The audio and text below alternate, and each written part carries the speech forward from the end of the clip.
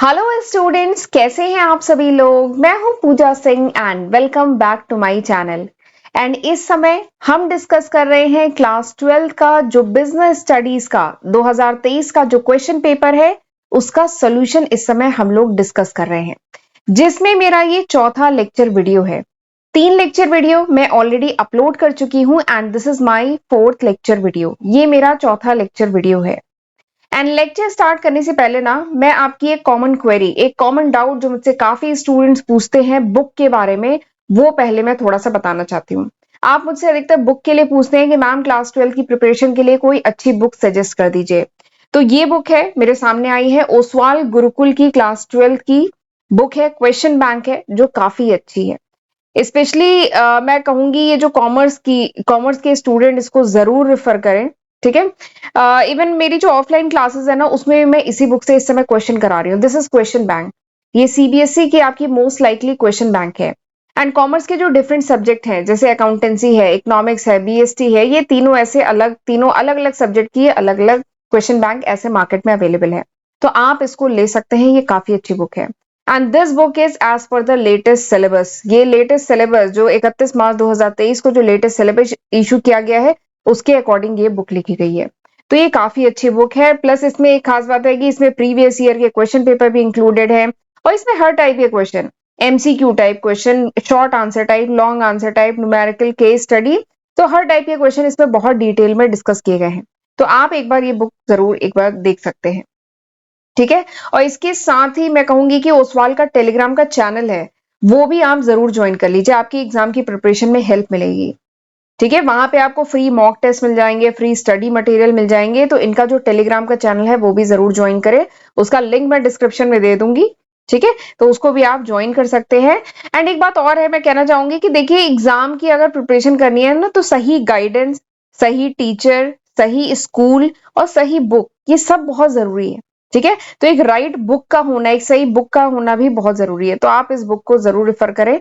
तो ये बुक काफी अच्छी मुझे लगी है, तो इसलिए मैंने सोचा, काफी जो बच्चे स्टूडेंट्स मुझसे पूछ रहे थे बुक के लिए, तो मैंने सोचा आपके साथ ही शेयर करूं। और इस बुक का जो बाइंग लिंक है वो मैं डिस्क्रिप्शन में दे दूंगी, तो आप वहां से रेफर कर सकते हैं। ठीक है। देखिए एग्जाम में जितने ज्यादा क्वेश्चन लगाएंगे ना उतना अच्छा रहेगा, उतना आपका कॉन्सेप्ट क्लियर होगा। एंड ये है आपकी क्वेश्चन बैंक जिसमें हर वेराइटी के बहुत क्वेश्चन है, प्लस इसमें स्टैंडर्ड ऑफ क्वेश्चन भी बहुत अच्छे हैं। ठीक है। तो आप इसको एक बार देख सकते हैं। ये देखिए मैंने इसका जो फर्स्ट पेज है, डिफरेंट जो अकाउंटेंसी, इकोनॉमिक्स और बीएसटी की जो डिफरेंट सब्जेक्ट की जो बुक है, इसका जो फर्स्ट पेज है, जो कंटेंट है, वो भी आपके साथ शेयर किया है। इसमें चैप्टर वाइज, इसमें बहुत डिटेल में पहले वो चैप्टर है उसमें चैप्टर की पहले थ्योरी दी गई है। ठीक है। थोड़ा सा रिवाइज किया गया है उसके इंपॉर्टेंट पॉइंट्स, और उसके बाद उस पर क्वेश्चन है, हर टाइप के question, MCQ, long answer type, short answer type, numerical, case study, हर टाइप के क्वेश्चन। तो एक तरीके से रिवीजन हो जाएगा हर चैप्टर को। इसमें चैप्टर वाइज ये क्वेश्चन डिवाइड करके इसमें लिखे हुए हैं। ठीक है, दिए हुए हैं। ठीक, तो आप इस बुक को देख सकते हैं। ओके, तो चलिए आगे बढ़ते हैं। अब हमें आज के लेक्चर में क्वेश्चन नंबर 10 से स्टार्ट करना था। क्वेश्चन नंबर 9 तक हम पिछले लेक्चर वीडियो में डिस्कस कर चुके हैं। आज हमें क्वेश्चन नंबर 10 से स्टार्ट करना है। तो क्वेश्चन नंबर 10 क्या था कि RP Infotech Limited decided to approach Patel Engineering College to recruit qualified personnel for various technical job in his newly opened branch in सूरत। ठीक है। क्वेश्चन समझ में आया कि आरपी इंफोटेक लिमिटेड है, उसने डिसाइड किया है कि वो पटेल इंजीनियरिंग कॉलेज, एक पटेल इंजीनियरिंग कॉलेज है, वहां जाएगा ताकि वहां से रिक्रूट कर सके qualified personal for its technical job. इस ऑर्गेनाइजेशन में कुछ टेक्निकल जॉब है, ठीक है, जो एक नई ब्रांच खुली है सूरत में, वहां पे कुछ टेक्निकल जॉब है, तो वहां पे वैकेंसीज हैं, तो वहां वैकेंसी के रिक्रूटमेंट के लिए ये जो आरपी इंफोटेक है ये इस कॉलेज में जाएगा। ठीक है। तो आपको बताना है कि which source of recruitment from among the following has been used by RP Infotech Limited in the above case. तो आपको बताना है कि देखिए हम पढ़ चुके हैं सोर्सेज ऑफ रिक्रूटमेंट। रिक्रूटमेंट करने के बहुत सारे सोर्सेज होते हैं। ठीक है, रिक्रूटमेंट करने के बहुत सारे सोर्सेज होते हैं। तो आपको यहाँ पे ये बताना है कि यहाँ पे कौन सा सोर्स आरपी इंफोटेक यूज कर रहा है फॉर रिक्रूटमेंट पर्पज। ठीक। ऑप्शन क्या दिया गया है, direct recruitment, placement agency and management consultant, campus recruitment या रिकमेंडेशन ऑफ एम्प्लॉय। तो इन चारों में से कौन सा सही है। ठीक है। तो एक बात कहना चाहूंगी, रिक्रूटमेंट ये जो टॉपिक है काफी इंपॉर्टेंट है और रिक्रूटमेंट पे मैं सेपरेट लेक्चर वीडियो बहुत डिटेल में बना चुकी हूँ। तो अगर आपने वो पढ़ा होगा तो आप इजिली इसका आंसर कर सकते हैं। देखिए रिक्रूटमेंट, सबसे पहले बात करते हैं रिक्रूटमेंट होता क्या है। रिक्रूटमेंट क्या है? रिक्रूटमेंट वो प्रोसेस है जिसके तहत क्या है, ऑर्गेनाइजेशन सर्च करती है पोटेंशियल कैंडिडेट को एंड मोटिवेट करती है कि वो ऑर्गेनाइजेशन में अप्लाई करें। ठीक है, तो दैट इज रिक्रूटमेंट। अब रिक्रूटमेंट के दो सोर्सेज होते हैं। ठीक है, सोर्सेज की अगर मैं बात करूं, यहाँ पे सोर्सेज की बात हो रही है ना, तो रिक्रूटमेंट के दो सोर्सेज होते हैं। एक होता है इंटरनल सोर्स, रिक्रूटमेंट के सोर्सेज की बात करूं तो एक होता है इंटरनल सोर्स और एक होता है एक्सटर्नल सोर्स रिक्रूटमेंट का। ठीक, इंटरनल सोर्स यानी ऑर्गेनाइजेशन के अंदर से ही एम्प्लॉय रिक्रूट किए जा रहे हैं, तो इसमें इंटरनल सोर्स में आपका प्रमोशन आता है, इंटरनल सोर्स में आपका ट्रांसफर आता है, इंटरनल सोर्स में आपका एम्प्लॉय रेफरल आता है। ठीक है, और एक्सटर्नल सोर्स यानी ऑर्गेनाइजेशन बाहर से रिक्रूट कर रही है। ठीक है, तो एक्सटर्नल रिक्रूटमेंट में क्या क्या आता है, आपका एडवर्टाइजमेंट आता है, ठीक है, कैंपस रिक्रूटमेंट आता है, एक्सचेंज, एम्प्लॉयमेंट एक्सचेंज आता है, एम्प्लॉयमेंट पोर्टल आता है, ठीक है, कैंपस प्लेसमेंट आता है, तो ये सब आपके एक्सटर्नल रिक्रूटमेंट है।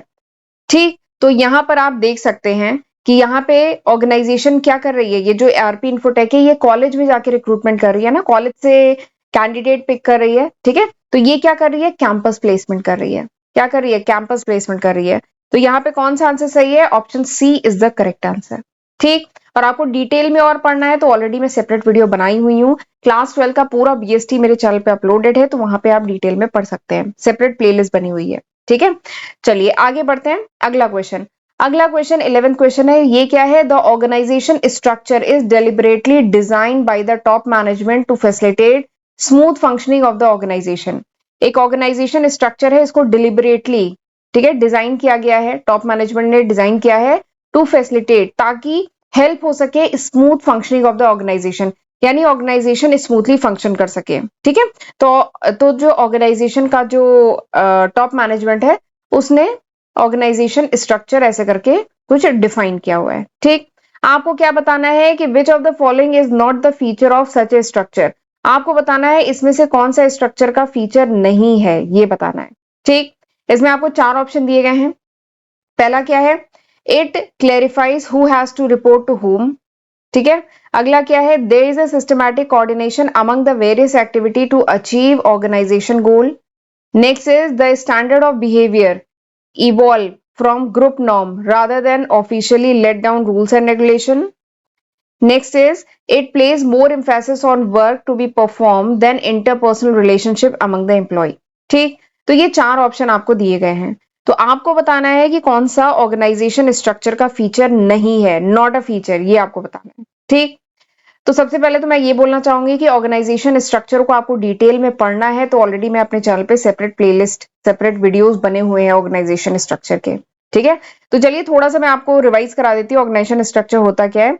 देखिए ऑर्गेनाइजेशन स्ट्रक्चर, ऑर्गेनाइजेशन मतलब समझ रहे ना, स्ट्रक्चर मतलब क्या है, ढांचा, यानी ऑर्गेनाइजेशन का ढांचा क्या होगा, ऑर्गेनाइजेशन का स्ट्रक्चर क्या होगा, किस तरीके से डिफरेंट एक्टिविटी, ऑर्गेनाइजेशन में जो डिफरेंट एक्टिविटी है वो किस तरीके से आपस में लिंक होंगी, किस तरीके से टास्क का एलोकेशन किया गया, किस तरीके से जो टास्क है वो डिवाइड किया गया है, एलोकेट किया गया है, एंड किस तरीके से कौन सुपीरियर होगा, वो किन लोगों को गाइड करेगा, जो जूनियर है वो किसको रिपोर्ट करेगा, ये सारी चीजें डिफाइन होती हैं ऑर्गेनाइजेशन स्ट्रक्चर में। और ये इस तरीके से डिफाइन की जाती है ताकि जो ऑर्गेनाइजेशन है वो अपना जो भी गोल है, जो भी एम है, उसको इजिली अचीव कर सके, उसकी जो फंक्शनिंग है वो स्मूथ हो सके। ठीक है, ऑर्गेनाइजेशन स्ट्रक्चर जो होता है, इट प्रोवाइड द फाउंडेशन, ये जो ऑर्गेनाइजेशन स्ट्रक्चर है ये फाउंडेशन प्रोवाइड करता है, जो ढांचा है ऑर्गेनाइजेशन का, जो ढांचा है ये फाउंडेशन प्रोवाइड करता है, जो प्रोवाइड कर ये क्या फाउंडेशन प्रोवाइड करता है, जिससे क्या होता है कि ऑर्गेनाइजेशन में क्या प्रोसीजर फॉलो करना है। ठीक है, कोई भी टास्क परफॉर्म करना है या कुछ भी काम करना है तो क्या प्रोसीजर होगा, क्या रूटीन एक्टिविटी होगी, ये सब इसमें डिफाइन की जाती है। ठीक है, इसमें हायरार्की, ऑर्गेनाइजेशन स्ट्रक्चर में हायरार्की डिफाइन की जाती है कि कौन किसको रिपोर्ट करेगा, किस तरीके से काम का डिवीजन होगा, स्टैंडर्ड बिहेवियर क्या होगा किसी भी ग्रुप का, किसी भी ऑर्गेनाइजेशन का, ये सब इसमें डिफाइन किया जाता है ऑर्गेनाइजेशन स्ट्रक्चर में। ठीक, तो मैंने ऑर्गेनाइजेशन स्ट्रक्चर के बारे में काफी कुछ बता दिया, तो चलिए देखते हैं इसमें कौन सा फीचर नहीं है।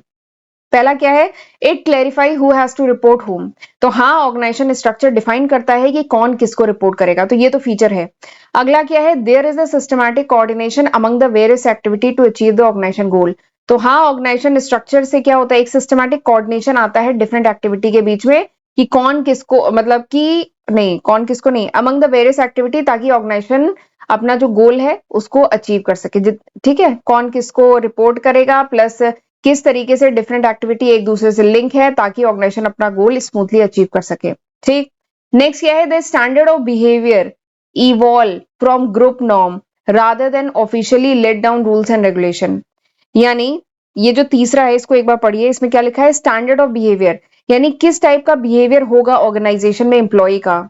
ठीक है, ये क्या है, इवॉल्व होता है फ्रॉम ग्रुप नॉर्म, यानी कोई ग्रुप है ऑर्गेनाइजेशन में, ग्रुप नॉर्म से इवॉल्व होता है कि किस टाइप का स्टैंडर्ड बिहेवियर होगा एम्प्लॉयज का, rather than laid down rule and regulation, यानी किसी भी ग्रुप में एम्प्लॉयज का क्या बिहेवियर होगा ये ग्रुप नॉर्म से डिफाइन होता है, रादर देन जो ऑर्गेनाइजेशन के रूल एंड रेगुलेशन है। ये बात कही गई है ऑप्शन सी में। तो बताइए ऐसा होता है? नहीं।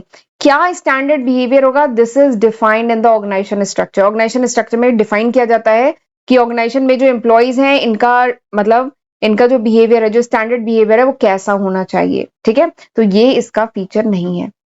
नेक्स्ट क्या लिखा है कि it place more emphasis on work to be perform rather than interpersonal relationship among the employee. तो अगला फीचर क्या है कि ये जो ऑर्गेनाइजेशन स्ट्रक्चर है इसमें ज्यादा इंफेसिस किस बात पे होता है? Work to be perform. ठीक है, क्या काम करना है, क्या वर्क परफॉर्म करना है, इस पे ज्यादा इंफेसिस होता है then interpersonal relationship among the employee. तो हाँ, सही बात है, ऑर्गेनाइजेशन स्ट्रक्चर में यही सारी चीजें तो डिफाइन होती है।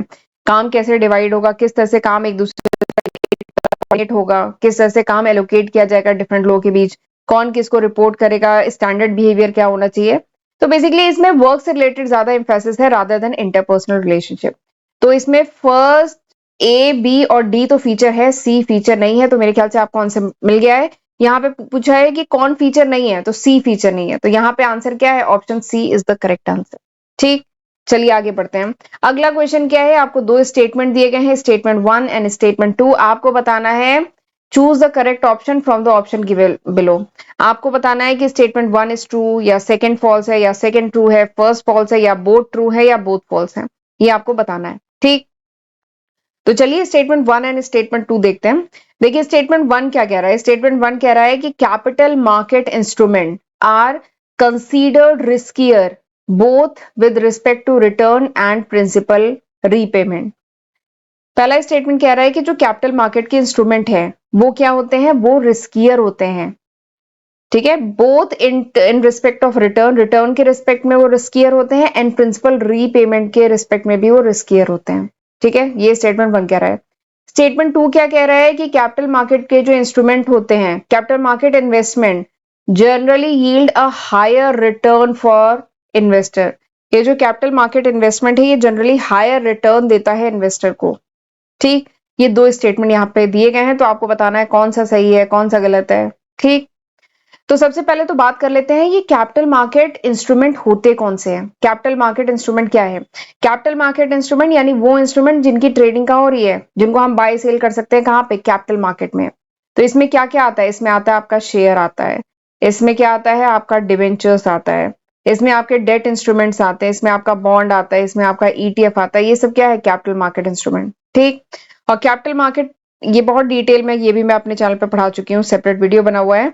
तो वहां पे मैंने आपके साथ एक ग्राफ शेयर किया था, याद आ रहा है? ये ग्राफ रिस्क इधर शो करेंगे, रिटर्न को हम इधर शो करेंगे, और अगर ऐसे करके ग्राफ प्लॉट करते हैं तो यहाँ पे क्या आएगा, सबसे कम रिस्क इसमें है और सबसे कम रिटर्न भी उसी में होता है, एफडी में।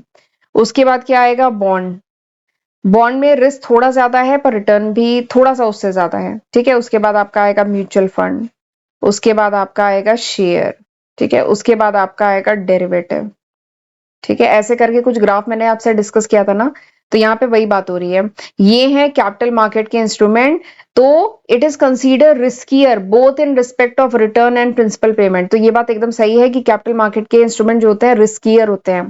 कैपिटल मार्केट के इंस्ट्रूमेंट में आता है आपका शेयर आता है, डिबेंचर आता है, डेरिवेटिव्स आता है, ठीक है, बॉन्ड आता है, ये लिटिल बिट रिस्कियर होते हैं रिटर्न के रिस्पेक्ट में और प्रिंसिपल रीपेमेंट के रिस्पेक्ट में, ये थोड़े से रिस्की होते हैं। ठीक है, तो ये स्टेटमेंट तो सही है।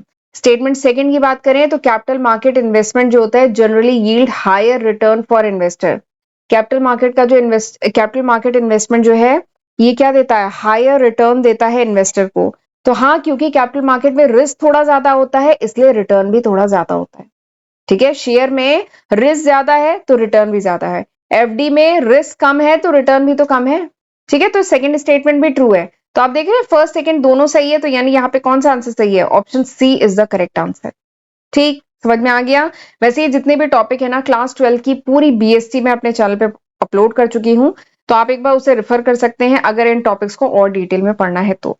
ठीक है, तो चलिए फिर आज का लेक्चर हम यहीं पे वाइंड अप करते हैं। अब हम मिलते हैं अगले लेक्चर वीडियो में, तो तब तक अपना ध्यान रखिएगा। ठीक है, एंड लेक्चर यूजफुल लगे तो प्लीज इसको लाइक जरूर करिएगा। ठीक है, तो मिलते हैं अगले लेक्चर वीडियो में। Good bye.